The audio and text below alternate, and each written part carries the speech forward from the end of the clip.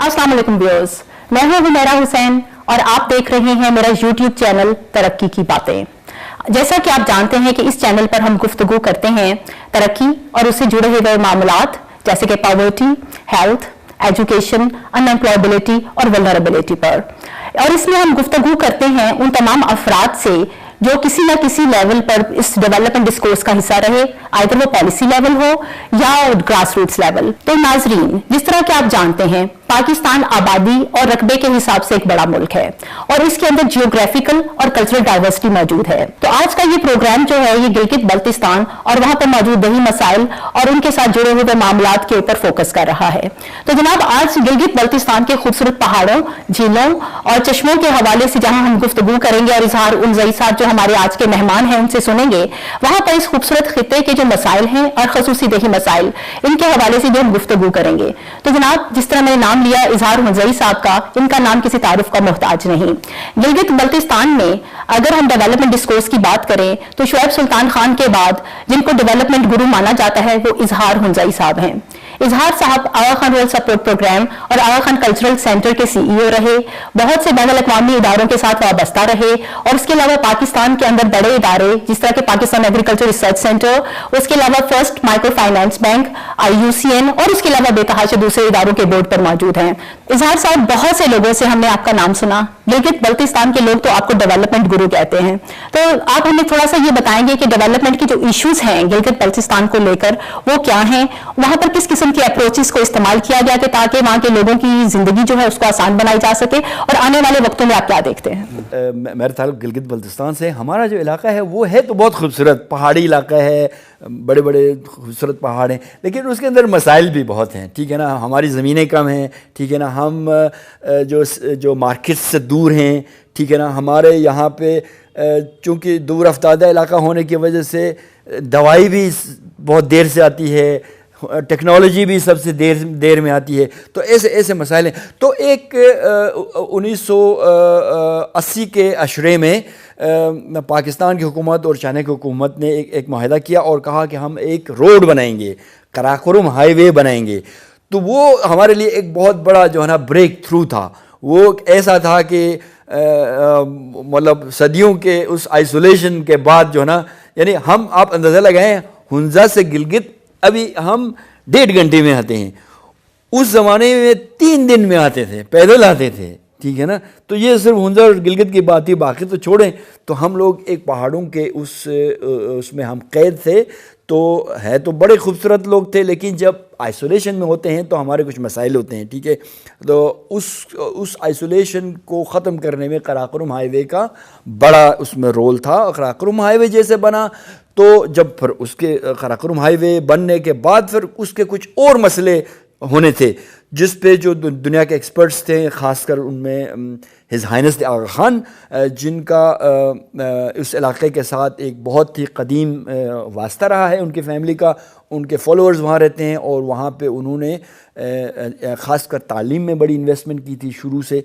तो उन्होंने जब उनको पता चला कि कराकोरम हाईवे बन रहा है और ये इलाका जो है ना बाहर के दुनिया के साथ जुड़ जाएगा, तो उन्होंने जो दुनिया का तजुर्बा था उसको सामने रख के हिज हाइनेस आगा खान को बताया कि देखें, जब इस तरह का कोई मेगा प्रोजेक्ट जब आता है तो एक जो ट्रेडिशनल सोसाइटीज़ हैं उनके लिए ये एक ब्लेसिंग भी है और एक कर्स भी है, ठीक है ना।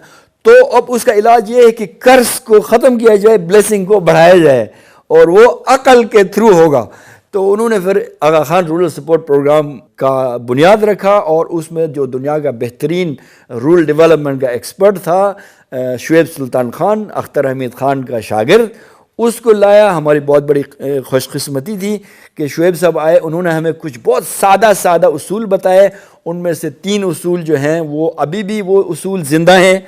वो हैं जो है ना सोशल कैपिटल यानी तंजीम, और उसके बाद जो है ना ह्यूमन कैपिटल यानी हुनर, और उसके बाद फाइनेंशियल कैपिटल जो है ना बचत। ये 3 कैपिटल से शुरू किए, उसके बाद फिर वो कहते हैं ना कि वो कहानी फिर चलती रही اور پھر لوگوں نے جب انہوں نے اپنے مقامی مسائل کو حل کیا، اپنے زراعت، اپنی تعلیم، اپنی جو ہے نا جو فائنینشیل جو کیپیسٹی اس کو بڑھایا، تو پھر لوگوں کو پتہ چلا کہ یار ہم اور بھی کر سکتے ہیں. پھر ویلی لیول پہ لوگ اکٹھے ہو گئے، ویلی لیول پہ انہوں نے نئے کام کرنے شروع کیے. یعنی آپ اندازہ لگائیں، ابھی ہمارے وزیر اعظم صاحب یہ ایک ارب درخت لگانے کی جو بات کرتے ہیں نا، یہ گلگت سے ہم نے شروع کیا تھا. 1 ملین ٹریز ہم ہر سال لگاتے تھے. اور جو ہے نا یہ اور اس کے بعد جو ہے نا لوگوں نے پیسے کمانا شروع کیے. یعنی جب پتہ چلا کہ اس موسم میں تو دنیا کی سب سے بہترین چیری ہوتی ہے، تو ہم نے چیری فرانس سے لایا اور وہاں اس کو انٹروڈیوس کرایا، اور اس چیری کی آمدنی سے لوگوں نے اپنے بچوں کو پڑھایا. اب دیکھیں پھر وہ بچے جو ہے نا پھر وہ باہر کے ملکوں میں جانے لگے، پھر وہاں سے وہ انکم آنے لگی، ان کی عقل جو ہے نا انکم سے زیادہ عقل کی بڑھوتی ہوئی. اور پھر اسی طرح ایک ترقی جو ہے نا دوسری ترقی کے لیے ایک ذریعہ بنتی چلی گئی، اور جس کو انگریزی میں کہتے ہیں ایک ورچوئس سائیکل کریٹ ہو گیا. ٹھیک ہو گیا نا. تو اب گلگت بلتستان میں حالانکہ اکنامکلی ہم جو ہیں پنجاب سے KPK سے بہت پیچھے ہیں، ہمارا پر کیپٹل انکم پاکستان کا آدھا بھی نہیں ہے، لیکن تعلیم میں ہم آگے ہیں. ٹھیک ہے نا. سوشل ڈیولپمنٹ میں ہم آگے ہیں، اور ہماری خواتین جو ہیں وہ مردوں کے شانہ بشانہ چلتی ہیں، بلکہ مرد آج کل عورتوں کے شانہ بشانہ چل رہے ہیں. تو اس طرح جو ہے نا ترقی کا عمل، جب ایک کرٹیکل ماس سے آپ گزر جاتے ہیں نا، اس ایک مرحلے کو کراس کرتے ہیں، عبور کرتے ہیں، تو آپ کے پاس پھر اور ہنر اور عقل اور ٹیکنالوجی اور طریقہ کار آتے ہیں، جس میں پھر آپ کو کسی اور سے پوچھنے کی ضرورت نہیں ہوتی ہے. آپ خود اپنے تجربے سے اور اپنے عقل سے اور دنیا سے سیکھ کے ترقی کے اس راستے پہ گامزن ہوتے ہیں. یہ عمل کس طرح شروع ہوا؟ ترقی کے عمل میں آپ نے کمیونٹیز کو انگیج کیا، اور پھر مختلف جو طرح کے کیپٹلز ہیں وہ جنریٹ ہوئے. لیکن میں یہ جاننا چاہوں گی کہ یہ عمل ایبسولوٹلی اتنا سادہ تو نہ تھا کہ جس طرح ہم بیان کر رہے ہیں. 35 سے 38 سال کا ٹوٹل ٹائم ہمیں نظر آتا ہے، جس کے اندر آپ کو ہر قسم کی ترقی نظر آئی. تعلیم کو لے لیں، جینڈر کو لے لیں، ویمن امپاورمنٹ کو لے لیں، انفراسٹرکچر کو لے لیں. تو ایسی کیا چیزیں تھیں کہ جو ان تمام لوگوں کو کنونس کر پائیں کہ وہ اپنی ترقی کے لیے خود سامنے آ کر کام کریں؟ گزارش کی کہ جو بنیادی جو 3 کیپٹلز تھے وہ بنیاد تھے، اور آئیڈیا یہ تھا کہ وہ وہاں سے وہ ایک کیومولیٹیو ڈیولپمنٹ کا ایک سلسلہ شروع ہو جائے، ایک مجموعی ترقی کا ایک سلسلہ شروع ہو جائے. اور وہ ہوا. اور یہ جو انویسٹمنٹس تھے، یہ جو کیپٹلز تھے، اس کا اثر ایجوکیشن پہ ہوا. جس طرح آپ نے بتایا، اس کا اثر جو ہے ایون سیاسی سوچ بچار کے اوپر بھی ہوا. خواتین کے جو جینڈر ایکوالٹی کے جو کانسیپٹس ہیں وہ بھی یہاں سے آنے شروع ہو گئے. اور بڑی انٹرسٹنگ بات یہ ہے کہ یہ کوئی اسٹیٹک کوئی ایسا علم نہیں ہے کہ ایک کتاب ہے اس کو آپ پڑھیں اور وہ کافی ہے، ایسا نہیں ہے. یہ وہ عمل ہے، یہ وہ علم ہے جو ہے نا وہ پھولتا ہے، پھلتا ہے خود بخود، اس کے اندر گروتھ آتی ہے. تو اسی طرح مثال کے طور پر جو ہم نے شروع میں جو انسٹیٹیوشنز جو سوشل کیپٹل کا جو سب سے بڑا جو ایکسپریشن تھا وہ ولیج آرگنائزیشن آن وومنز آرگنائزیشن تھا، وہ ایک اکائی تھی. ٹھیک ہے نا. اس کے بعد ہم نے دیکھا کہ لوگوں نے اس سفر کو جاری رکھا. لوگوں نے اس کمیونٹی لیول کے جو کام ہے اس کے علاوہ ان کو جب اندازہ ہو گیا کہ یہ جو ہے اپنی مدد آپ سے مقامی مسائل کو حل کر سکتے ہیں، تو لوگوں نے پھر ویلی لیول کے مسائل کو ایڈریس کرنا شروع کیا. یعنی وادی لیول پہ جو ایک کمیونٹی سے بڑا تھا. ٹھیک ہے. اسی طرح پھر اس طرح اوپر جاتا رہا. تو اسی طرح انسٹیٹیوشنل ایوولوشن بھی ہوا. اور سیکنڈ جس کو ہم کہتے ہیں، اور آپ بھی کہتے ہیں، سب کہتے ہیں، second generation of civil society organisations کا عمل دخل شروع ہو گیا، جس کو لوکل سپورٹ آرگنائزیشنز کہیں گے. اور پھر لوکل سپورٹ آرگنائزیشنز کے اندر بھی پھر نیٹ ورکنگ شروع ہوئی، جو کہ آپ دیکھیں پوری دنیا میں آج کل نیٹ ورکنگ کا زمانہ ہے، تو وہ نیٹ ورکنگ وہاں سے شروع ہو گئی. ٹھیک ہو گیا. اسی طرح جو ہم نہر بناتے تھے تو وہ traditional form of common resource management تھا. یعنی قدیم زمانے سے، ہزاروں سال سے لوگ کچھ اثاثے جو ہیں وہ کولیکٹیولی مینیج کرتے تھے، جس میں جنگل، پانی، اریگیشن چینل. تو ہم نے اس کو ایکسٹینڈ کیا کمیونٹیز کے ساتھ. جب ہم کہتے ہیں ہم، تو اس میں کمیونٹیز شامل ہیں. ٹھیک ہے. ہم ان کے ایڈوائزرز تھے، ان کے پشت پناہ تھے. لیکن اصل جو روح رواں تھے وہ کمیونٹیز تھے. تو لوگوں نے اس کو ایک second generation of common assets کہ مثال کے طور پر ہم نے چھوٹے چھوٹے ہائیڈلز میں لوگوں کو سپورٹ کیا. بجلی جو کہ ٹریڈیشنل کامن ایسیٹ نہیں تھا, یہ نیو کامنز تھے, ٹھیک ہے نا, لیکن اس کی مینجمنٹ کے جو ریکوائرمنٹس تھے, تقاضے تھے, وہ بھی مختلف تھے. مثال کے طور پر اگر ایک اریگیشن چینل کو, ایک روایتی کامن ایسیٹ کو مینیج کرنا ہو تو لوگ اکٹھے ہوتے تھے اور اس کو مرمت کرتے تھے, اس کو بلڈ کرتے تھے, اس کی نگہداشت کرتے تھے, ٹھیک ہے نا. لیکن مائکرو ہائیڈل کے لیے جتنے بھی لوگ اکٹھے ہیں وہ کافی نہیں ہیں, اس کے لیے اس کے مینجمنٹ کے تقاضے الگ تھے. یہاں مثال کے طور پر وہاں پہ شیئر ہولڈنگ کا کانسیپٹ آیا کہ آپ ایک ایسٹ کریٹ کریں, ایک اثاثہ کریٹ کریں جس میں آپ ایکوٹی ڈالیں اور وہ آپ کا اثاثہ بن گیا, اور اس اثاثے کو مینیج کرنے کے لیے پھر آپ کو ہنر چاہیے جو کہ آپ کا دوسرا کیپٹل تھا, یعنی ہیومن کیپٹل تھا. تو وہ پھر مینجمنٹ سکلز آ گئے, ٹیکنیکل سکلز آ گئے. تو بتدریج جو ہے نا ایک مرحلے سے دوسرا مرحلہ, دوسرے مرحلے سے تیسرے مرحلے کی طرف سفر رواں دواں ہوا. آپ کی اس گفتگو سے تو ہمیں اندازہ ہوتا ہے کہ پارٹیسپیٹری رول ڈیولپمنٹ جو ہے is the main tool basically to bring change in the situation of the people in the distant areas. اب مجھے یہ بتائیے گا کہ آپ اس اپروچ کو کس حد تک ریلیونٹ سمجھتے ہیں کمیونٹی کی نیڈز کے ساتھ, اور کہاں آپ سمجھتے ہیں کہ یہ کنورج ہوگی؟ یہ بہت اچھا سوال ہے. جس طرح کی ہم نے اپنے گفتگو کے شروع میں کہا کہ جب آپ ایک مقامی لوکل کمیونٹی لیول پہ آپ جب ترقی کی بات کرتے ہیں تو وہاں پہ پارٹیسپیشن جو ہے سب کا, جس کو پارٹیسپیٹری ڈیموکریسی بھی کہتے ہیں, وہ بالکل ممکن ہے. جیسے جیسے آپ وسیع ایریاز میں, بڑے ایریاز میں کام کرنا شروع کرتے ہیں تو وہ پارٹیسپیٹری جو عنصر ہے, جو ایلیمنٹ ہے, وہ ناکافی ہے. اس کے لیے ہمیں پھر اور ٹولز استعمال کرنے پڑیں گے جس کو ہم ریپرزینٹیو ڈیموکریسی کہیں گے. مثال کے طور پر اس کے اندر بھی پارٹیسپیشن ہے لیکن وہ ڈائریکٹ پارٹیسپیشن نہیں ہے, وہ انڈائریکٹ پارٹیسپیشن. اس کے طریقہ کار ہیں.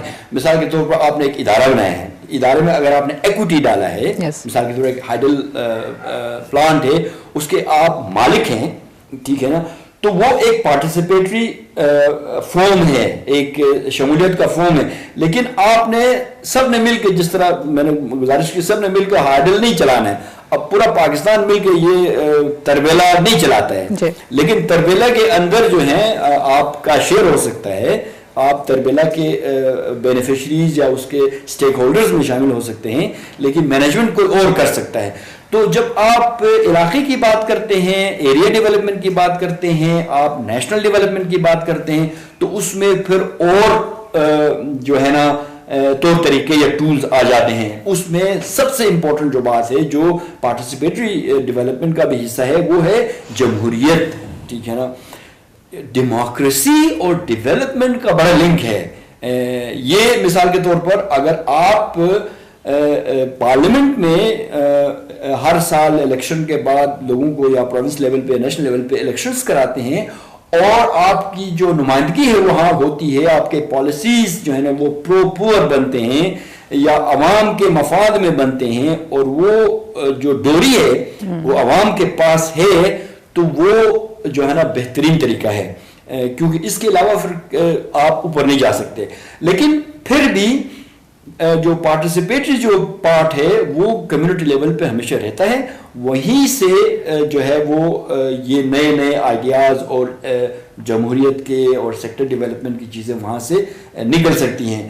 تو میرا یہ خیال ہے کہ جو کنورجنس ہے وہ یہ ہے کہ جیسے جیسے دنیا جو ہے نا, ابھی دنیا بھی ایک اس میں بہت بڑا تغیر ہے, چینج ہے. تو ابھی ہم یہ کہتے ہیں کہ ہم اگر ہم ایک ریموٹ سکھر میں یا گلگت میں کوئی گاؤں ہے تو یہ انٹرنیٹ کے ذریعے وہ پوری دنیا کے ساتھ ابھی ملا ہوا ہے.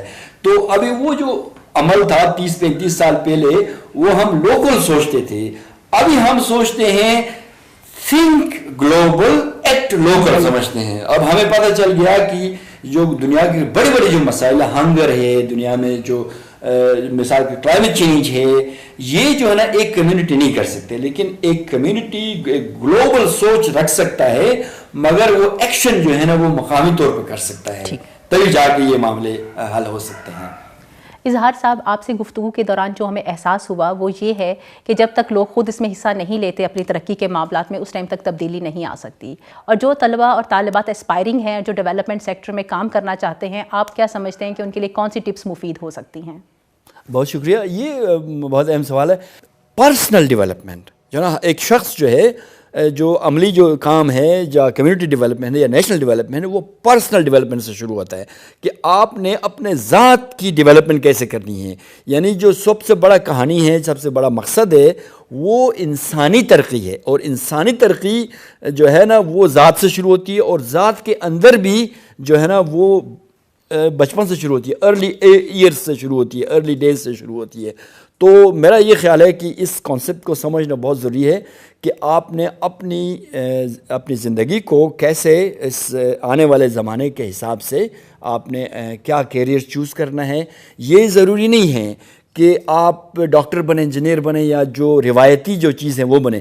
جو آپ کو پسند ہے، جس شعبے میں آپ کا رجحان ہے، آپ نے اسی میں جانا ہے اور اسی میں کمال حاصل کرنا ہے. جس طرح حضرت اقبال صاحب نے کہا کہ جو ہے نا، جو بھی آپ کام کریں گے اس میں کمال حاصل کرو، اور اٹ ڈزنٹ میٹر کہ آپ نے اس شعبے میں جانا ہے یا اس شعبے میں جانا ہے.